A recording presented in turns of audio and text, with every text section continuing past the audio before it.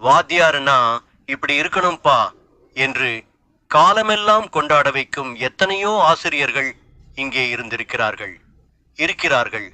அதனால்தான் கடவுளுக்கும் முந்தைய இடத்தை ஆசிரியருக்கு கொடுக்கிறோம். ஒரு மனிதர் தன் மனதில் நீங்கா இடம் பிடித்துவிட்ட ஆசிரியரை பற்றி இணையத்தில் பகிர்ந்திருந்த கதை இது. வகுப்பறை. ஆசிரியர் பாடம் எடுத்துக் கொண்டிருந்தார். அவருக்கு ஒரு பழக்கம், போர்டில் எழுதியபடியே பாடம் எடுப்பார். இடையிடையே மாணவர்கள் பக்கம் திரும்பி என்ன புரிஞ்சுதா என்று கேட்பார். ஒருமுறை திரும்பி பார்த்தபோது ஒரு மாணவன் மட்டும் பாடத்தை கவனிக்காமல் இருப்பதை பார்த்தார். அதோடு அங்குமிங்கும் அவனுடைய கண்கள் அலைபாய்ந்தபடி இருந்தன.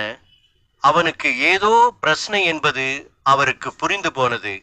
அவனை அருகில் அழைத்தார். ராம், என்ன ஆச்சு? பாடத்தை கவனிக்காம என்ன பண்ணிக்கிட்டு இருக்கே என்று குரலை தனித்து கொண்டு கேட்டார். சார், வந்து என்ன ஏன் பாடத்தை கவனிக்க மாட்டேங்கிற? என்னோட புது வாட்சை காணோம் சார்.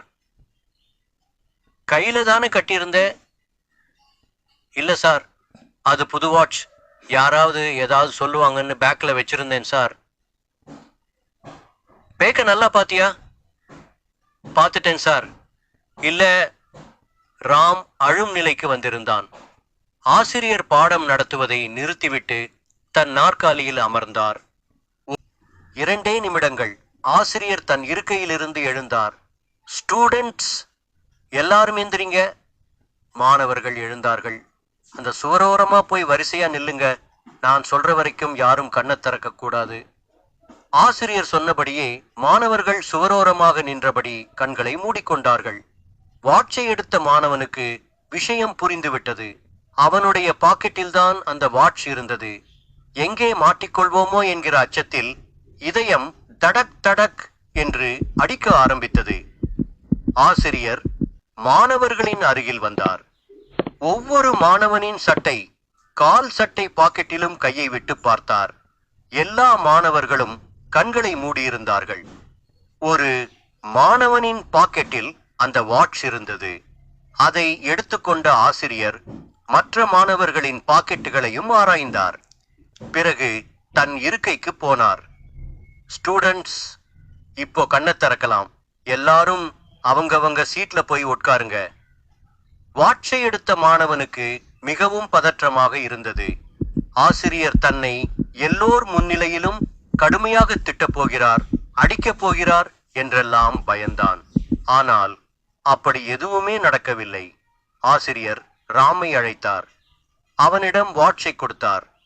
இனிமே ஜாக்கிரதையா இருக்கணும். என்ன, வாட்சை எப்பவும் கையில தான் கட்டியிருக்கணும், புரியுதா? தேங்க்யூ சார் என்றபடி ராம் தன் சீட்டுக்கு போனான். ஆசிரியர் வாட்சை எடுத்த மாணவனை கூப்பிடவில்லை. அவன் பக்கம் திரும்பி கூட பார்க்கவில்லை. விட்ட இடத்திலிருந்து பாடம் நடத்த ஆரம்பித்து விட்டார். 8ஆம் வகுப்பில் படித்த அந்த மாணவன் பள்ளியின் இறுதி படிப்பையும் அங்கேதான் முடித்தான்.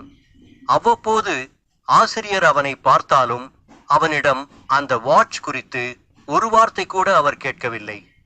அந்த மாணவன் பள்ளி படிப்பு முடித்து கல்லூரி படிப்பையும் முடித்து விட்டான். ஒரு நல்ல வேலையிலும் சேர்ந்து விட்டான்.